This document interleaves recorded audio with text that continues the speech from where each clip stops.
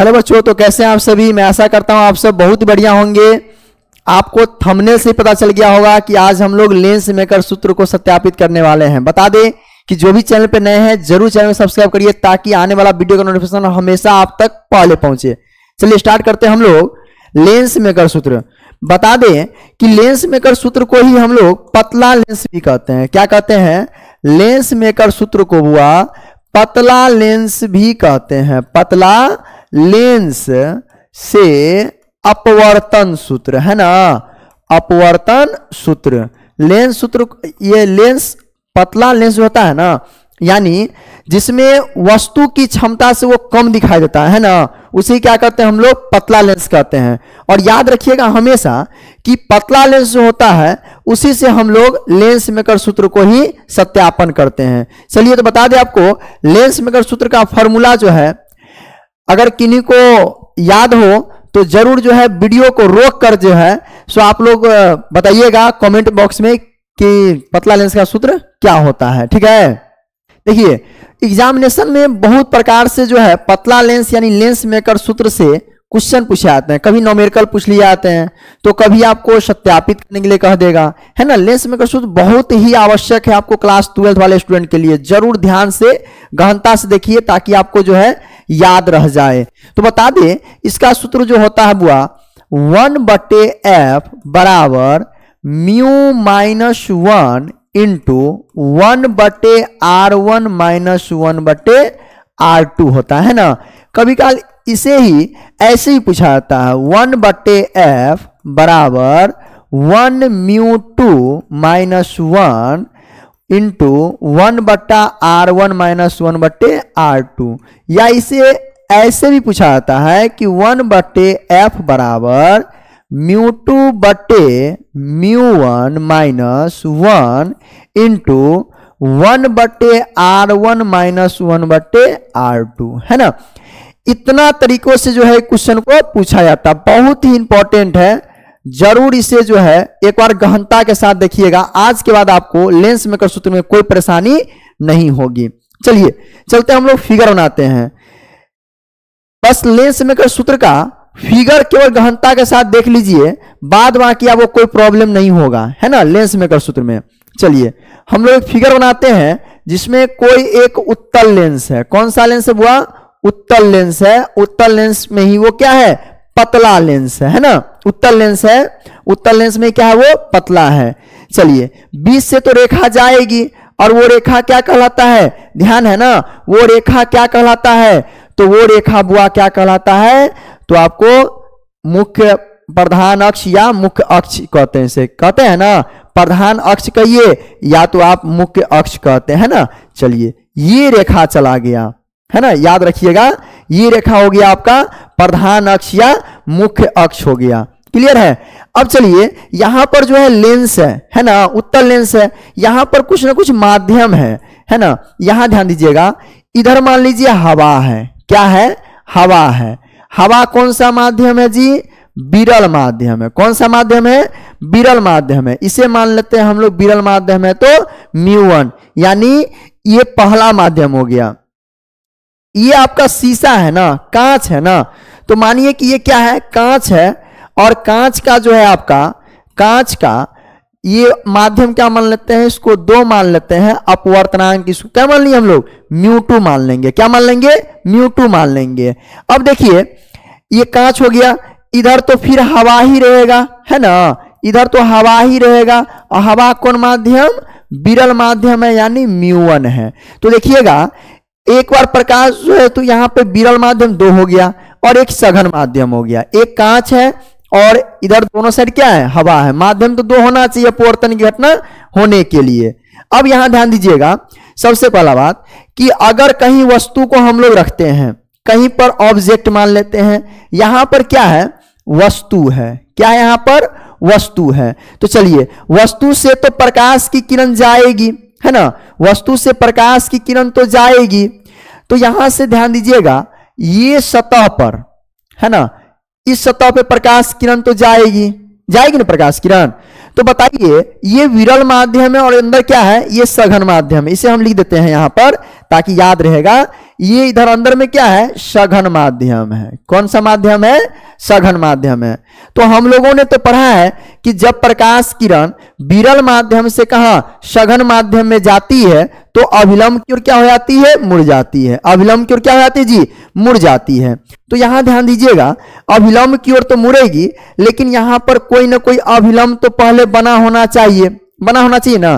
तो हम लोग ये काम करते हैं कि यहां पर अभिलंब बना देते हैं, है ना।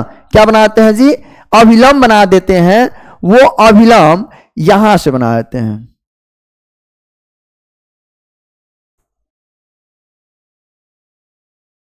चलिए, ये अभिलंब बना दिए हमने, है ना। तो बताइए, तो अभिलंब की ओर प्रकाश किरण क्या होगी जी, मुड़ेगी। अभिलंब की ओर प्रकाश किरण क्या हो जाएगी, मुड़ जाएगी। तो हल्का सा यहां पर ये प्रकाश किरण मुड़ेगी कि नहीं मुड़ेगी, सो पहले बताइए एक बार। अभिलंब की ओर देखिए मुड़ी है कि नहीं मुड़ी है प्रकाश किरण, मुड़ी है ना। अब देखिए, यहां फिर सघन माध्यम, यहां फिर विरल माध्यम। तो सघन से जब विरल में जाती है तो अभिलंब से वो क्या हो जाती है, दूर जाती है। तो हम फिर यहां पर क्या करेंगे, एक अभिलंब की रचना कर देते हैं। किसकी रचना कर देते हैं, अभिलंब की रचना कर देते हैं। यहां से मान लेते हैं ना, अभिलंब जो है आपका यहां से चला गया, ये दूसरे सतह के लिए। यहां ध्यान दीजिएगा, ये हो गया, है ना। एक अभिलंब की रचना हमने और कर दिया। चलिए, अब बता दें आपको कि जब प्रकाश किरण गई, जब प्रकाश किरण गई तो आपको, जब प्रकाश किरण सघन से विरल जाती है तो अभिलंब से क्या होती है, वो दूर जाती है। लेकिन जाना कैसे चाहिए था, बताइए तो, जाना कैसे चाहिए था। प्रकाश की किरण को जाना तो ऐसे चाहिए था, ये जाना तो ऐसे चाहिए था। प्रकाश की किरण को जाना तो ऐसे चाहिए था ना, प्रकाश किरण को जाना तो ऐसे चाहिए था। लेकिन प्रकाश किरण जो है, यहां गौर से देखिएगा, जाना चाहिए था ऐसे प्रकाश किरण को। लेकिन यहां पर क्या हो रहा है, यहां पर जो है प्रकाश की किरण सघन माध्यम से कहां आ रही है, फिर से विरल माध्यम में। तो अभिलंब से क्या हो जाएगी, दूर भागेगी। जाना चाहिए था ऐसे, तो और इसको दूर क्या करते हैं, इसको हम लोग और इसको जो है दूर ले आते हैं, है ना। और इसको हम लोग क्या करते हैं जी, दूर ले आते हैं। यहां ध्यान दीजिए, ये हो गया। यानी और इसको हम लोग क्या ले आए, दूर ले आए हैं। क्लियर है। अब देखिए, सभी पे हम लोग जो है तीर देते हैं। प्रकाश किरण गई ऐसे, है ना, ये सघन माध्यम में गई, ये फिर से आ गई यहां पर, है ना। तो देखिए, यहां पर वास्तविक प्रतिबिंब बन रहा है तो आई देंगे। यहां पर ये काल्पनिक बनती तो क्या देते हैं हम लोग, आई डैश देते हैं, है ना। आई डैश देंगे ना। उसका देखिए, ये कोई मिडिल पॉइंट है ना जी, मिडिल पॉइंट है, प्रकाशिक केंद्र है। ये क्या है, प्रकाशिक केंद्र है। और प्रकाशिक केंद्र जो है यहां से, अब देखिए, ये तो वस्तु हो गई और यहां पर हम अभिलंब गिराए हैं। सतह मान लेते हैं इसको हम लोग। मान लीजिए कि ये मेरा पी सतह हो गया, नाम देते हैं ताकि इसमें कंफ्यूजन आपको ना रहे, है ना।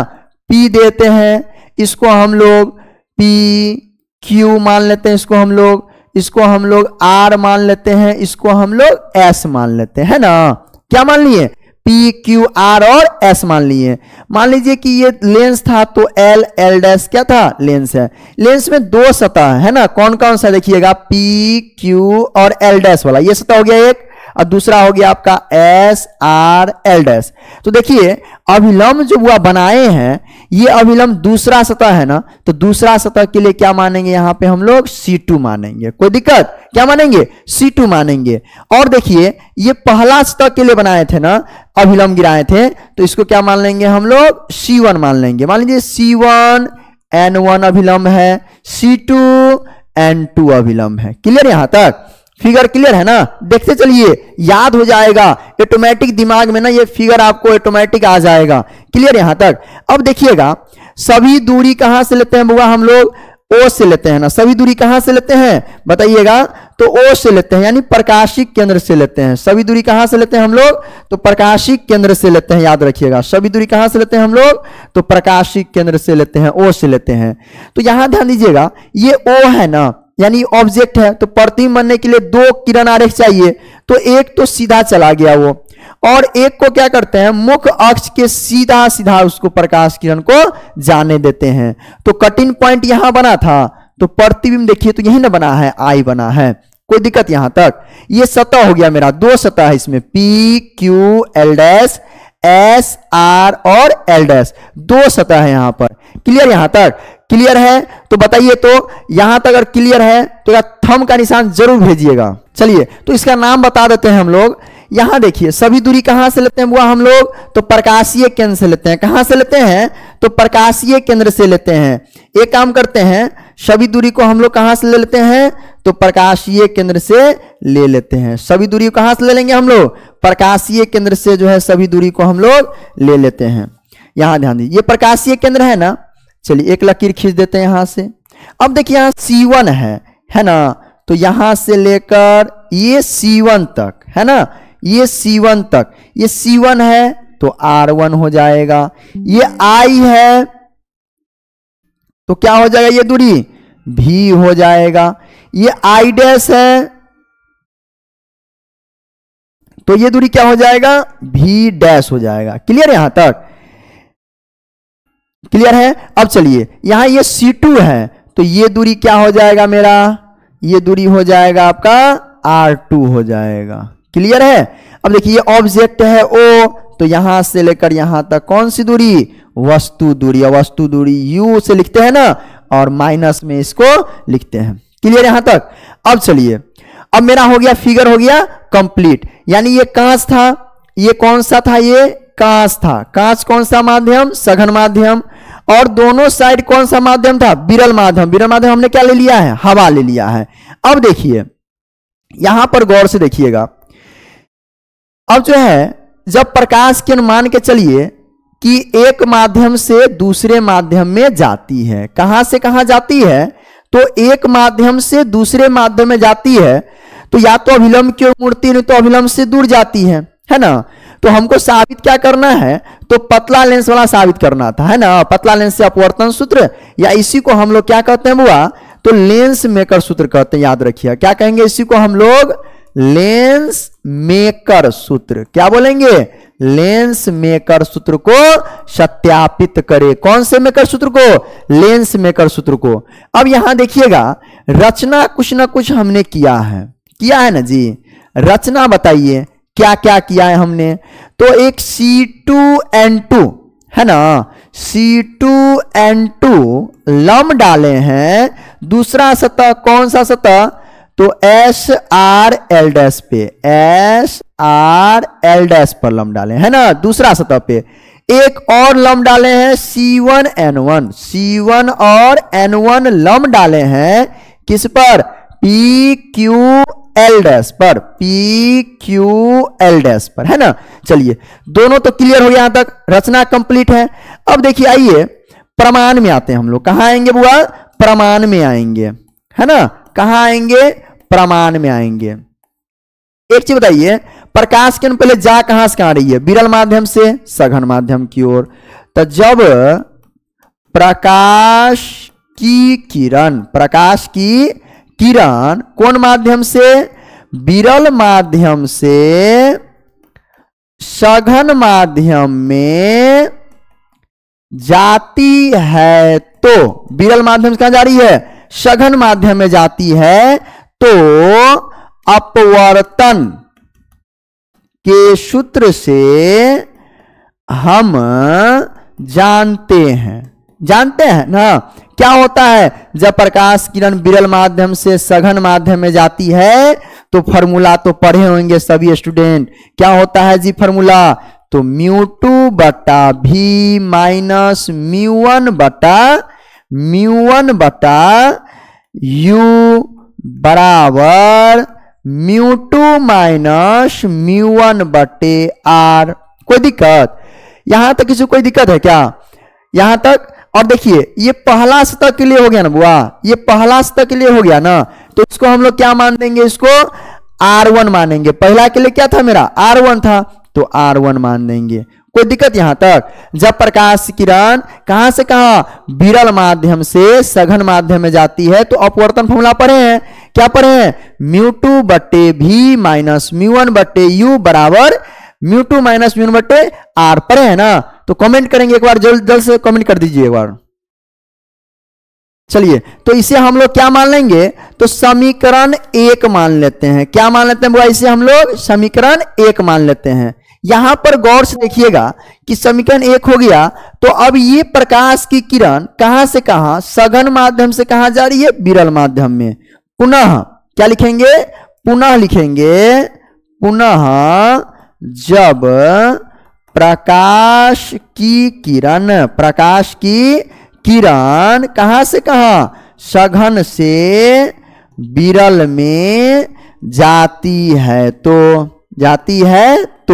यहां ध्यान दीजिएगा कि जब सघन से विरल में जाती है ना, तो एक फॉर्मूला याद रखिएगा कि जहां पर हमने म्यू टू लिखा है ना, वहां पर म्यू वन लिख देंगे, और जहां म्यू वन लिखे हैं वहां पे क्या लिख देंगे? म्यू टू लिख देंगे। और एक बात, जो भी प्रतिबिंब बन रहा है ना, जो भी प्रतिबिंब बन रहा है वो वहां क्या हो जाता है, यानी जो वस्तु है वो क्या कहला जाएगा? वहां पे प्रतिबिंब कहला जाएगा। क्या कहला जाएगा? जो वस्तु, यहां पर जो वस्तु दूरी है वो किसकी दूरी हो जाएगी? प्रतिबिंब की दूरी हो जाएगी। क्लियर है? इस लाइन को केवल समझिए, जहां पर वस्तु रखी रहती है जब सघन से विरल में जा रही है, तो जहां पर वस्तु है ये किसकी दूरी हो जाएगी? तो प्रतिबिंब की दूरी जो है हो जाएगी। क्लियर है? यहां तक क्लियर हो गया ना?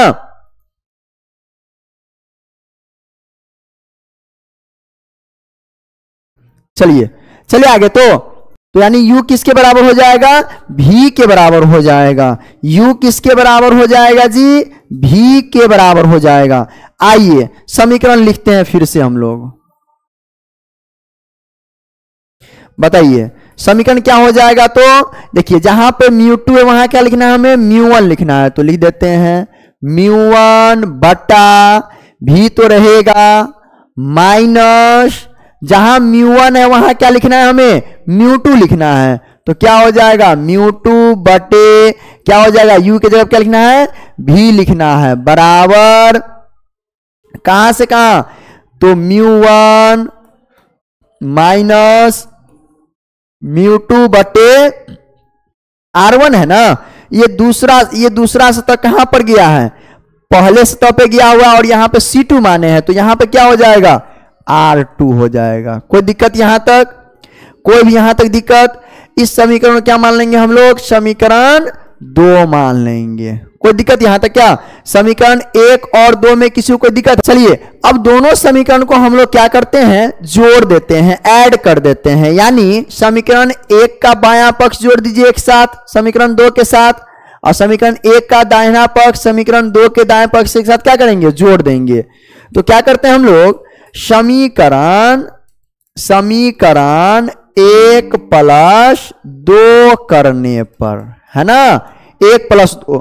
आइए 1 का मान क्या है? लिखते हैं हम लोग म्यू टू बटे भी माइनस म्यू वन बटे यू, प्लस करना है ना, तो प्लस करिए। यहां पर क्या है? देखिए म्यू वन बटे भी माइनस म्यू टू बटे भी, है ना, बराबर। अब देखिए इसको भी जोड़ना है RHS को, तो क्या हो जाएगा? Mu two minus mu one बटे R1 plus mu one minus mu two बटे R2। चलिए यहां तक किसी को दिक्कत क्या?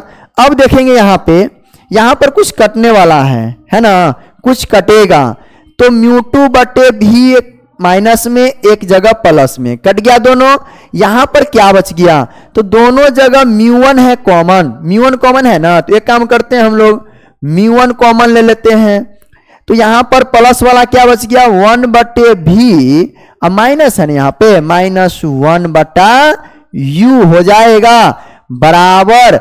अच्छे, यहां पर जो है, यहां पर दोनों जगह जो है गौर करिएगा कुछ कॉमन नजर नहीं आ रहा है। तो एक काम कर सकते हैं हम लोग, यहां पे माइनस म्यू टू है ना, कॉमन लेते हैं। तो एक काम करते हैं, तो mu two minus mu one बटे R1, और यहां अगर माइनस कॉमन निकाल लेते हैं तो म्यू टू हो गया माइनस में, और ये प्लस में था म्यू वन, तो माइनस दे देंगे, तो माइनस माइनस क्या हो जाएगा? प्लस हो जाएगा, बटा R2। बताइए यहां तक किसी को क्या दिक्कत? क्या ये लाइन समझ गए ना तो बाद बाकी और सब जो है समझ जाइएगा आसानी से। चलिए तो बता दें कि यहां पर हम लोग लेन सूत्र पढ़े हैं ना, लेन सूत्र पढ़े हैं, और लेन सूत्र का फॉर्मूला होता है 1/f बराबर 1/v माइनस 1/u होता है। हम जानते हैं ना कहां से, तो लेन सूत्र से, है ना। चूंकि लिख सकते हैं 1/v माइनस 1/u बराबर 1 क्या होता है, f होता है ना। चलिए तो बताइए तो μ1 बटा यहां पर क्या हो जाएगा, f हो जाएगा कि नहीं हो जाएगा। ये टोटल का नहीं समझ में आया तो देखिए इसे हम ऐसे लिख देते हैं तब क्लियर हो जाएगा, गुना इस पूरे समीकरण को 1/f लिख सकते हैं कि लिख सकते हैं, हो गया। बराबर है तो क्या दे देंगे, बराबर दोनों जगह, यहां देखिए दोनों जगह कॉमन निकल रहा है तो एक काम कर सकते हैं μ2 माइनस μ1 अगर कॉमन खींच लेते हैं तो 1/r1 माइनस 1 क्या हो गया, r2 हो गया, कोई दिक्कत। अब यहां ध्यान दीजिए तो ये तो अलग हो गया, ये भी अलग हो गया। एक काम कर सकते हैं 1/f को रहने दिया जाए, μ1 गुना में इधर जाएगा तो भाग में हो जाएगा, तो μ2 माइनस μ1 बटा μ1 और इंटू 1/r1 माइनस 1/r2 होगा। अब देखिए तो यहां पर कुछ कटने वाला है, अगर हम इसको सही ढंग से तोड़े तो 1/f बराबर क्या हो जाएगा, 1/f बराबर, यहां देखिए अलग अलग कर सकते हैं इसको हम लोग, μ2/μ1 minus μ1/μ1 into 1/r1 minus 1/r2 होगा। देखिए यहां पे कुछ कटने वाला है तो हम क्या यहां काट सकते हैं, μ1 से μ1 कैंसिल, क्या बच गया 1/f बराबर μ2/μ1 minus 1 into 1/r1 minus 1/r2। देखिए लगभग में आपको एक समीकरण आ गया ना, यहां से एक समीकरण आ गया ना। अब तो आसानी से आप दूसरा समीकरण भी जो है ना निकाल सकते हैं। कैसे, तो देखिए यहां पर अगर μ2/μ1 है तो इसे हम लोग 1μ2 लिख सकते हैं ना जी, 1μ2 लिख सकते हैं ना इसको हम लोग। यहां ध्यान दीजिएगा तो 1/f तो रहने दीजिए, बराबर इसको लिख सकते हैं हम लोग 1μ2, या लिख सकते हैं ना minus 1 into 1/r1 minus 1/r2। देखिए यही सब साबित करना था कि नहीं करना था, यहां ध्यान दीजिएगा, यहां ध्यान दीजिएगा, है ना। और जब हुआ अगर हवा है विरल माध्यम में तो माध्यम एक का अपवर्तनांक तो 1 हो जाएगा हवा का, चूंकि अपवर्तनांक कितना होता है 1.0003 होता है, तो लगभग 1 मान सकते हैं ना। तो यहां पर एक लाइन और हो सकता है क्या, तो 1/f बराबर इसको direct μ minus 1 into 1/r1 minus 1/r2। देखिए क्या यही सत्यापित करना था, प्रूव्ड हो गया क्या जी, यही सत्यापित करना था पतला लेंस से, लेंस मेकर सूत्र। तो कैसा लगा वीडियो जरूर कमेंट करिए फास्ट में कि, और जल्द से शेयर भी कर दीजिए और सब्सक्राइब भी कर दीजिए नए नए चैनल पे आए हैं तो। ऐसी इसी तरह के आपको क्लास 12 के हर एक फिजिक्स के टॉपिक मिल जाएंगे आपको रोशन एकेडमी पे, और प्ले लिस्ट में जाइएगा 12th फिजिक्स प्ले लिस्ट में जाइएगा, आपको हर एक 12th का जो है 5 मार्क्स, यानी ये कितने मार्क्स का था 5 मार्क्स वाला था, ये जो है आपको VVI है कितने मार्क्स का, तो 5 मार्क्स का, है ना। पूछता है एग्जाम, बहुत ज्यादा पूछता है, 5 मार्क्स का एग्जाम में ये पूछा जाता है। तो रहने दीजिए, मिलते हैं आप लोग से हम लोग नेक्स्ट वीडियो में। धन्यवाद।